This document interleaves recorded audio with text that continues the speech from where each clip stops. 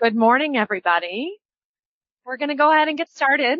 Our little countdown clock has started, so we're officially on the clock, ladies. Welcome. We're super excited to talk to you today, and I am Nicole Gallagher. I'm a partner with Deloitte Consulting, and I am joined here by two leaders from the media industry, and I am excited to hear what you all have to say today. We're going to talk about 30 things they wish they knew when they were 30, just advice for younger and newer leaders in our industry, and really things that I think we can all relate to as business leaders and people leaders.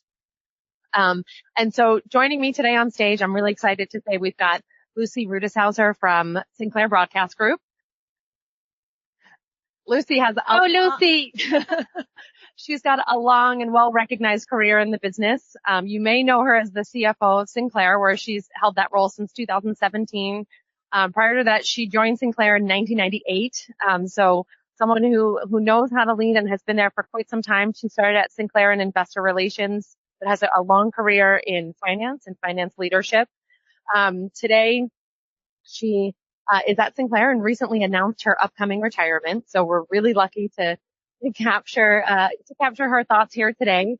But she also serves on the board and the advisory council for a number of different organizations, including ATSC, Pass.ERA. She's on the board of an organization called First Fruit Farmers, and helping our young people learn how to farm and use their hands. We were talking about the benefits of that. And she's also on the President's Advisory Council at Stevenson University. So really excited to hear Lucy's thoughts and experiences. And then we're also joined by Francisca Villegas, who is a partner and leads the telecom, media, and entertainment sector for Deloitte Consulting here in the United States. She's been at Deloitte for more than 20 years. And I'm lucky to be a friend and colleague of Francisca. I do get to talk to her and work with her just about every day. And she is super passionate about making the world a better place by advising companies on growth strategies, and really working with companies that connect, inform, and entertain us all. So with all of you. So let's go ahead and dig in. We're not going to spend a lot of time on introductions, so I'm going to go straight to our first question. Francisca, I'm going to start with you. On the hot seat, what strategies have you used over the years to help fuel you to be the leader that you are? Yeah, and I see many colleagues here, so this is not going to be new for the Deloitte crowd. My strategy has always been to leverage the 3H, and by that I mean head, hands, and heart when we do our jobs. On the head front, I think it's very important for us to be voracious learners, right? Our environment, like media, is changing so much every day. So we really need to stay on top of all these changes and these trends. But more importantly is be voracious thinkers, right? Because we really need to think what those things that are happening in the market mean for our business so we can make the best choices for it. When I say hands, I always mean like rolling up sleeves and really working side by side our teams, right? It's very important that we teach them how to do the job, right? Because it's our responsibility to build the next generations of leaders in the media space. And heart means like caring for our people. And this is not only your teams, but also your clients, your partners, all the people that enable your job and ensure that you understand what they makes them successful and enable that success. So that's it. Excellent. So on that note, Lucy, I'm just going to preface this. We will work to, if you've got questions in the audience, so think about your questions. I do have a bunch prepared, but I want to make sure that if there's time, we can come out to the audience for questions. But Lucy, building on what Francisca said, we know that investing in our people and helping them learn both as professionals and people is really an important part of being a strong leader. Can you talk about ways that you have provided mentorship over the years to help your teams overcome obstacles? Sure. So the first thing is, I think we all need to understand what mentorship is, because it is not just a meeting. In fact, it's the mentee's responsibility to come to that meeting prepared, every meeting, what the agenda is, what the experience is going to be, and what outcomes they want. So know that if you're the mentee. if you're the mentor, it is not your responsibility to just give answers, right? It's your responsibility to help the mentee discover the answers on their own. And so at Sinclair, I rolled out the first official mentorship program a couple years ago. We put about a dozen people through every year, and you have to be a future emerging leader to participate. And if you're a mentor, you have to be recommended and qualified to be the mentor.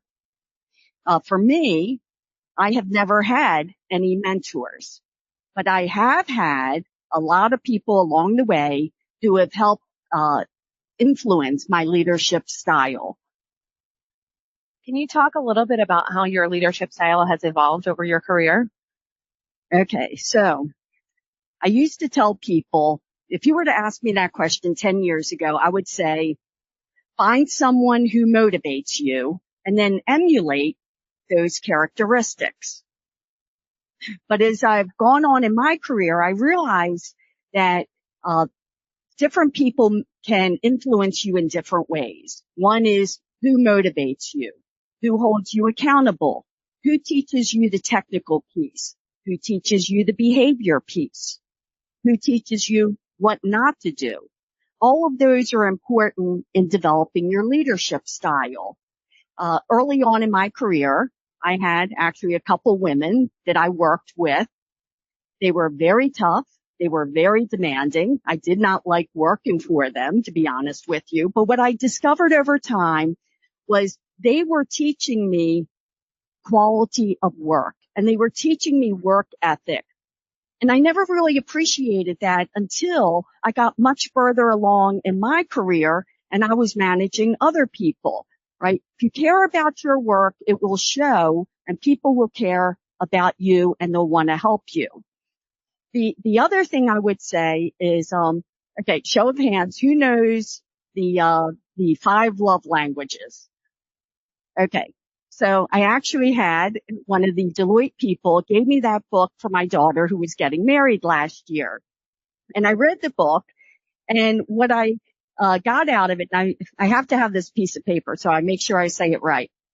It basically says to give love, you give love not based on how you receive love, but how others need to receive love. So I'm just going to say that again.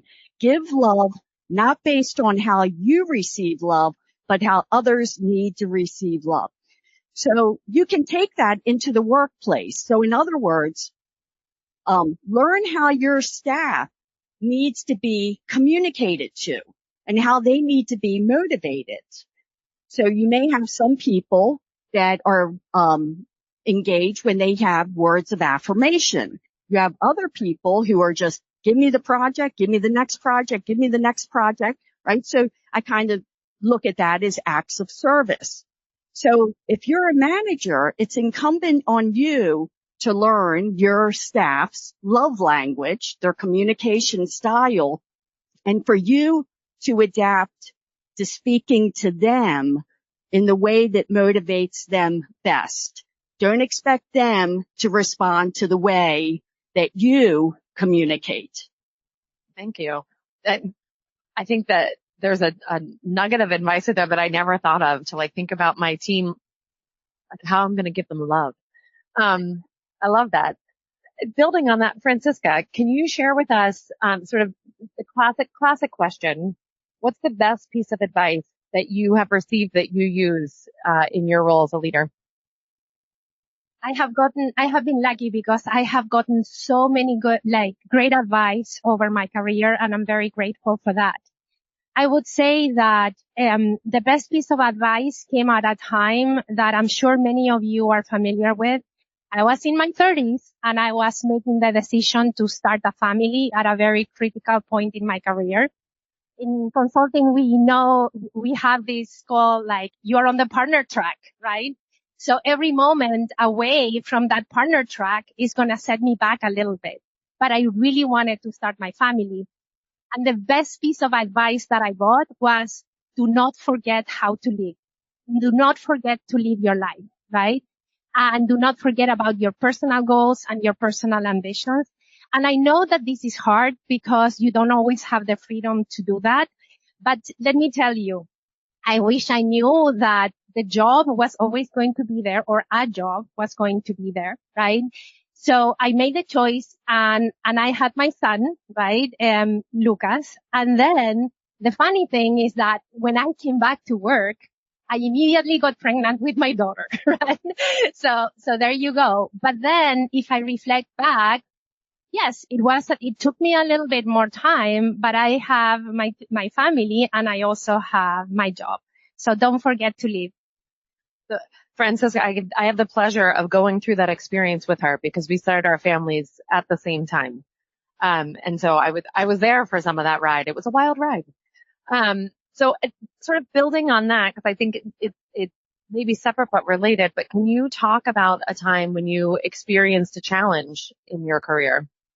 I would say that was a challenge, right? For me, that was the biggest challenge, that making that decision. I think all the other challenges are just like job things that make things seem very big when you're on your 30s. But when you reflect back, I always say we always get it done. Lucy, flipping over to you for a second, can you share a time or an example where you faced and overcame a challenge or an obstacle? Okay, so picture this. It's October 2021. It's a Sunday morning, and I get up and my phone is pinging, text after text from our CISO and our CIO. We have been hacked, and we are locked out of our accounts. True story. And, by the way, it was my birthday.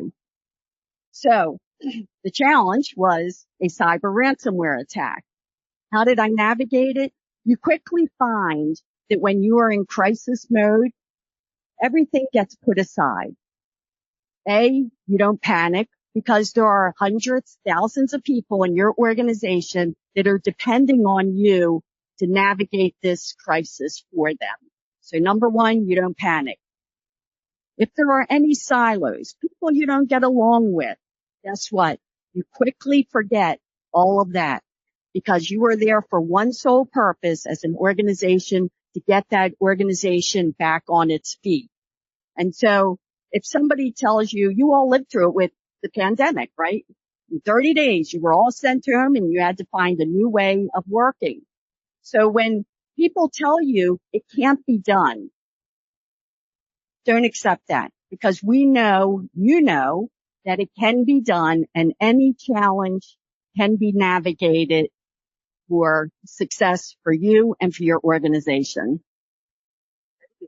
I think the clarity that an emergency can bring is really, really very evident. We've all lived through it. So I'm gonna switch gears a little bit and Francisca, take a couple minutes to just talk about some things that you sort of implied or mentioned in your last response. And I just want to dive in a little bit deeper. I know that you as a leader are someone that is really passionate about setting boundaries and holding them. Can you talk a little bit about how you set boundaries and sort of manage expectations? We use this concept where we talk about leading from the front, right? And so really, how do you lead from the front and leverage those boundaries so that you can really have balance between, your personal life and your professional career? Boundaries are very, very hard, right, Lucy? It's one of the hardest things that you get to do. And if I look back to my 30-year-old self, I was that executive that always had her phone on the side, right, with one side of the brain on work. And I was realizing that I was missing on a lot of things, right? So one day I woke up and I said, I'm going to make the choice that I want to be present. And I want to be present not only on the things that I want to do on my personal life, but also on the things that I want to do at work, right? So I made that choice. I want to be present. And that meant for me, when I was with my family, I never had, I got two phones, right? A personal one and a work one. And when I was with my family or my friends, I was with them, right? And the same thing applied at work, right? When I'm at work and I'm on a meeting, I am in that meeting and I'm not the one that is checking email under the table. And for example, when we have Zoom meetings, I normally try to put my camera on so people know that I'm with me. And being present has really changed my life, right? I enjoy much more my personal life and my work life. And it gave me the boundaries that otherwise were very hard for me to achieve. So it has turned out very positive for me. Right. So I see that we've got a really full space here. Before I continue to move through questions, I want to make sure that I hold time. If you have a question, raise your hand and we'll get you voiced up here. So please feel free. And so while I'm doing that, I'm going to ask you the next one, sort of related question. And really it's about well-being and how you manage your well-being, Francisca, so that you can sort of refuel and avoid burnout. Yeah, I would say that what I was sharing about like being present was good for me. Like one thing that was important for me to kind of decide on was what are the things that are important for me to be part of. So, and I have my list of things that are important for my well-being that I won't miss. And I know that this is not rocket science and many of us like do this, but actually block the time in your calendar. So an example of something that is meaningful to me, for me, like it's very important to start my day doing two things: walking my kids to school and also reading, right? I was sharing about the importance to be like a learner and a thinker on the things that are happening in media. So I block the first part of my day to do that. And for me, that is well-being. I think that the act of blocking time is one of the ones that I hear over and over again, that if I could go back and create that habit earlier in my career, I 100% would have done that. So I'm going to ask sort of an open-ended question here, Lucy, of you. When you think about this theme that we're talking about here today and talking to your younger self, what would you say to your younger self that she could prepare for the road in front of her? I would have a lot to say to myself, my younger self, and ask my daughters. They're 28 and they're 30. They would tell you I have a lot to say to them as well. The first thing is ask questions. Now, I don't mean ask questions because you're trying to learn an analysis. Ask questions to your staff, even if you know the answers. Ask them questions because it gives you insight into how they think. How do they approach a problem? And that, if you're the manager, is a learning opportunity for you to help develop them. Okay. And you're only going to know that if you ask questions into their approach, their assumptions, whatever it might be.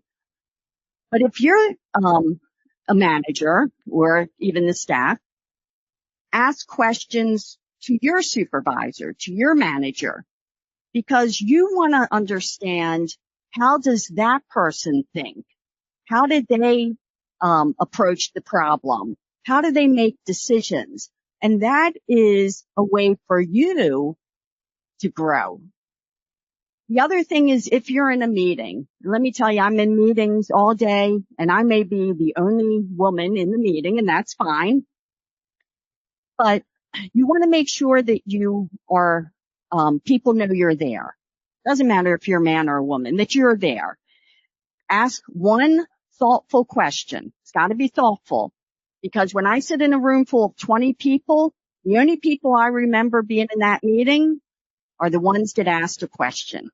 And that's it. So you want to make sure that people, you talked about being present, right? That people know that you're present. So that number one is ask questions. Second one is do not doubt yourself.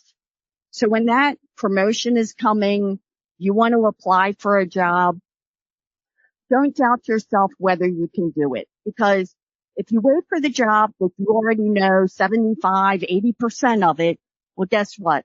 That job already passed you by. You should have had that job a couple of years ago. You really should not know more than 25% of that new job. So if you know less than 25%, go for it. Okay. Don't doubt yourself. Don't be scared of it. And then the last one I would say is something that we practice at Sinclair.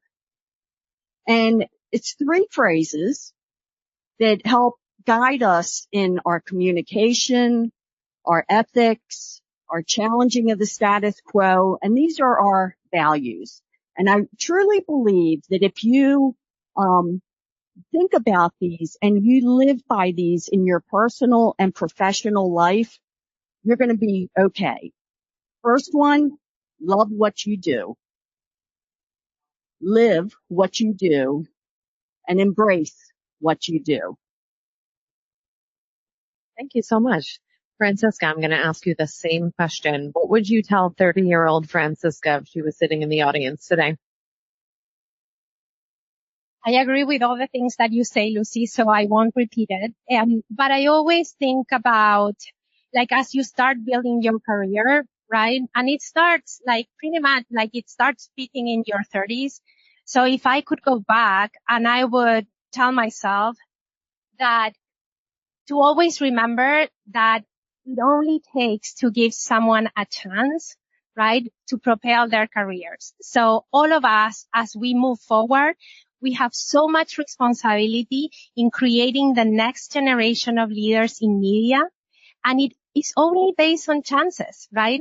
So if you look around and you see your teams and understand the areas of strength of your team, you really need to think about how you give them like the experiences, the platforms, the connections to unleash their potential. And then you wake up and you're in your 40s and you look back and you have the next generation of leaders in media. So I always think about it only takes someone to be given a chance. So it's helpful, I will say. Do we have a question in the front row? Yeah. Yeah. Thank you. This is really wonderful. Thank you, all of you. I was wondering if you have any specific experiences or events that you can recommend just to, be in the right rooms, meeting the right people, opening up those doors of opportunities. Is there any specific events that come to mind with that? So mine will be a little bit different than events. What I encourage people at Sinclair to do is to have one-on-one meetings, right? Look at what part of the company is innovating, they're growing, they're doing things, and just go sit with that department head. And you'll find the department heads love to talk about what they're doing. So go and do that because it does a few things. One is you understand the direction of the company and how you fit into that. But 2, it actually builds your network because now you're interacting with people that maybe you wouldn't necessarily interact with and they get to know you.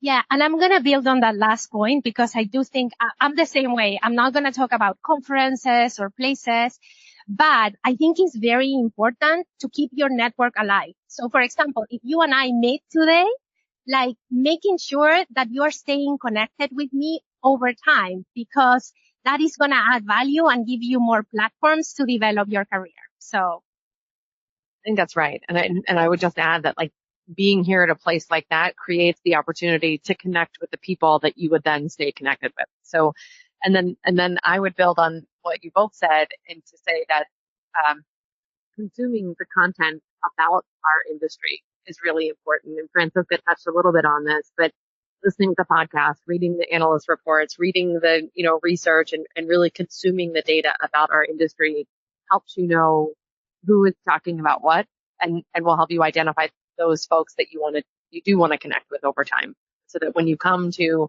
a place like this, you can seek those kinds of people out. And do not forget to reflect and think about what those learnings means to you. Thank you. Hi. My question is, so I realized early on that career is not a straight path. There's a lot of detours that we all make. Can you guys share some stories about some of the detours you took in your career path? Sure. So I'll go ahead and start. So I always thought I was going to just go into finance. And I remember when I graduated with my MBA, one of my professors said, if you all know Black and Decker, right, power tools, they said, oh, they're looking for a treasury analyst. I'm like, treasury? But they don't teach that in business school. I don't know what it is. And so I went and I interviewed for it and got the job. And that put me on my path for the next, 20 years, rising through the ranks of treasury to become the treasurer. My path in media, I was actually in between jobs, company that I'd been with had moved to New York and I opted not to go. And I cold called Sinclair. And I said, I see you're buying a lot of TV stations. You probably need an assistant treasurer. That's where I was in my career. And they're like, first they said no. Then they came back and said, yeah, maybe we spoke too early. And I went in and interviewed, and that put me on my path to media, which I've been in for 27 years. So I actually created that position for me. And then 2017 became the chief financial officer of the company. I didn't think that was going to be part of my career. But earlier on, remember, I'm a finance person. I'm writing every press release for this company. It didn't matter if it was announcing a general manager, if it was doing an earnings release or announcing new technology. That was something new for me. So the message is, like I said, don't doubt yourself. Don't be afraid. Embrace it. Get involved with as much as you can, because the journey is wonderful. And if you don't like the path, then jump off of it and get onto another path. That's such good thinking. I remember someone told me once, remember, every time you're making a career choice, you're not making your final career choice. You're making your next career choice. And there's always more to come after that. Yeah, and I can share a story also, Abel. So I started my career in industry. So I started my career at the Walt Disney Company, and my heart still has Mickey Mouse ears. But at some point I took a detour because I really wanted to go to grad school, right? So everybody was like, why would you leave? There's like 1,000 people that want your job. Don't leave, don't leave. And I followed my instincts, went to grad school, and then I took a different detour in terms of, instead of coming back to Disney, I was like, I really want to get into management consulting. I think I can really enjoy that work and have a great career there. So it was a little bit like this, how I got here. There's a question in the back. Oh, right there. Sorry. So this has a little bit more to do with the setting boundaries that you folks were talking about and that sort of thing. I came into my job, a media department, not a media-centric company. So obviously, if we don't consider the media as a small team, nobody else does, and it could be an afterthought. But when I came in as a young person, not that many people under the age of 30 in leadership positions, I wanted to be very cordial, very accommodating to people, and very relaxed. I didn't want to be that kind of person who was super demanding, bossy, not as friendly. But now that I'm 3 years in that sort of imposter syndrome of not wanting to necessarily dress too many people rough and wanting to do things that aren't necessarily prioritized by other people, but are good to the standard of our media and our department as a whole. Sort of how do you folks find that transition from being more boundary setting, tough, we need to do this, we need to do that, and being less that sort of doormatty, wanting to flow into that sort of company without necessarily making any standings for your standards and your specific goals? Okay, so as a CFO, it's my job to say no, right? If anybody in the company is going to say no, it's going to be the chief financial officer. And again, I came from being the treasurer where my job was to protect the assets of the company, make sure it was funded, to now a strategic role where I had to make sure that the company was viable long term. It's tough. Let me tell you, it is. But, we have a saying at Sinclair, it's no, but if you do this, then maybe it becomes a yes, or it's no because of this. And so I find that no is okay. People are willing to accept no, so long as they understand the why behind it. One more question. Oh, we have 1 minute. Okay. We'll do one more. Hi, I'm Anjum with WBD and taking a point, making myself heard in the room. When I came in a couple minutes late, you were touching on the topic of mentorship, and I wanted to build on to that. And what's worked for you? How do you approach a mentor versus how do you approach a sponsor? How do you build on to that? Okay, so I see we are out of time, but I'm more than happy to meet with you after this and give you some insights as to what we did at Sinclair. All right. So we're going to wrap up then, but thank you for the questions from the audience and all of your time. We know this is a crazy week and everyone is overscheduled, so we really appreciate you spending it with us today. Thank you.